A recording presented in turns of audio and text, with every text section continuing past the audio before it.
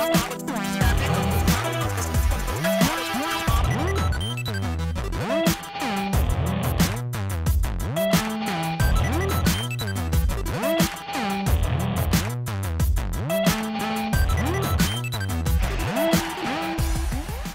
everybody and welcome to the Style Project, recorded on location here at the Sylvia Owori store in Garden City.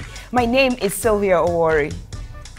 Today we have pictures from Miss Tourism, and I am tired of saying the same statement thousands and thousands of times. People are still not getting the concept of the red carpet. Red carpet is supposed to be a glamorous race, a race to stand out, giving us something to talk about here at the Style Project, guys. And I'm joined by the fabulously talented Solomon Tazibon, who is the editor of the African Woman magazine and personal stylist. Welcome, Solomon. Hello viewers, welcome to the show, and we do hope you're as fired up as we are tonight. And I'm joined by the very young and beautiful Clive Chatohaire, who is a motivational speaker, marketeer, and fabulous businesswoman. Hi guys, I'm so glad you could join us for the show tonight. Enjoy it. So, at the Miss Tourism, the dress code was African.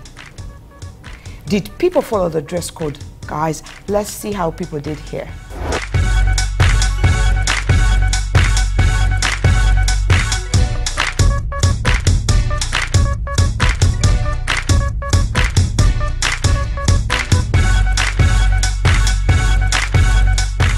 Starting off with Honorable Maria Mutagamba, she's dressed in a fabulous long evening dress. Very glamorous, guys. What do you think? I'm not really here for the tailoring of that dress, because when you look at the back, you see the zip is kind of like, you know, it's out, and it gives you the feeling that she basically just bought this ready-made, already tailored dress from somewhere. So I think the dress itself, the idea was actually very appropriate, but the tailoring it missed the mark for me. Yes. What do you think, Clive? Going further into tailoring, that peplum did not come out well.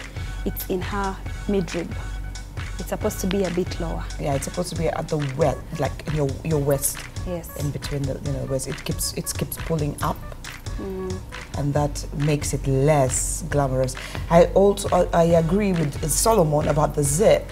I mean, these days, unless you're wearing the metallic zip, I think we have dresses here that have the zip that is showing.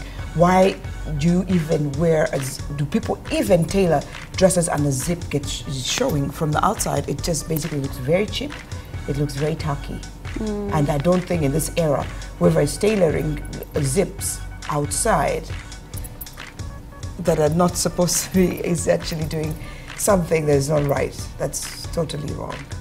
I think a blind zip at the side would have done the job.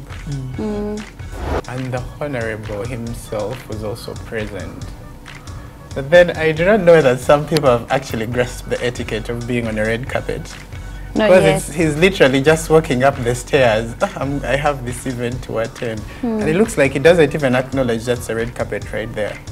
And the last time we were talking about how impeccably well dressed Obama always is, we said, guys, please, there is no reason for you to unbutton that button. Just always button it up, and we'll still see that you have a purple tie in there. And that actually looks like a work suit, like an ordinary suit, you know. Find a tux or like a dinner suit. And the button should just only be unbuttoned when you're sitting, when you're going to sit. Yes. And while you're walking, you're still showing your elegance. I see he was, had his hands. Even trying to pocket. Trying to pocket his hands in the pocket. He's afraid of the cameras. You're coming to a beauty pageant. People are going to get dressed up, and their cameras, expect their cameras. So you guys, make an effort. So later on, in the middle, in between there, the theme disappeared. What happened to the theme? Everyone's just wearing black dresses. All the men, there's nothing, no detail. Like, they're not trying to put maybe a bow tie that's African, or a belt that is a Maasai belt. Things that you can actually go and buy in Banana Boat or in any craft shop. You can get small little details that you can put up there so that your dress code actually comes out. It's African. And those chinos I see on the red carpet. Yes, we are seeing chinos, we are seeing khakis, we are seeing just too much. Everything is there. I even saw somebody on the side wearing jeans. So, Oh my God, these young ladies, I don't know, are dressed over how? Well, where do they think they're going? Going dressed in a floral dress, like, you know, something that's basically picked out of Owino Market. That looks like a sundress, the one with brighter colors. Yeah. So sundress, red carpet. Forget about just the sundress. That kind of print is not even available anymore. It's not a fabric you've gone and bought and have it stitched. This is these are products that looks like she put together. You know these bed sheets that are really floral and really nice looking. That definitely looks like bed sheet fabric on her. you know, it's also safe once you're coming to the red carpet to make sure that you have not more than 3 colors. You know, or even just have so many different patterns. That lady in the gold and black dress, I did not see the essence of that blue clutch. Like, who does that? she has a blue clutch and her friend has a blue hairband. So they probably are matching the blue clutch and the blue hairband. Now these guys came for the event. They came for the event. They've actually followed the dress code. They are dressed very glamorously.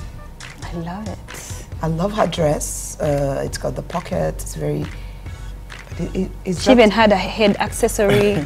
There's something in her hair. Really have to pocket, or she just wants to show that it has a much larger. She was probably trying to lift up the dress, but did not want to do it the wrong way. You know, holding it. So she opted to use her pockets. No, that is what you follow the dress code. You know, it's very, very easy. You don't really have to put so much effort into into getting dressed up for any event. Just follow the dress code, because like here, even if your kitenge is not very nicely basically tailored, if it's like that, what the lady is wearing, it's very free. It's something that's very, very simple, and you follow the dress code, and you're gonna fit into the rest of the crowd. What's with these bobs that I'm seeing everywhere? The braided bobs. Recently, that is my worst hairstyle. It's like every corner you turn, someone has that hair on their head. You know, that bob can be really beautiful, but it needs someone who is very good at it. Someone who is going to make sure that it will curve inside, and the way they will band the edges will be like neatly trimmed, not this one line hanging, one line up, one line hanging. And then a lot of people are just doing it totally off with bright colors that do not suit their face, just because the gold shade is on, so you do it. Okay, we also need to know, we also need to know what colors look good on us, what colors do not look good on us. Yeah, but this lady is having, she's a redhead, literally. A black redhead. Yes. But I love her dress.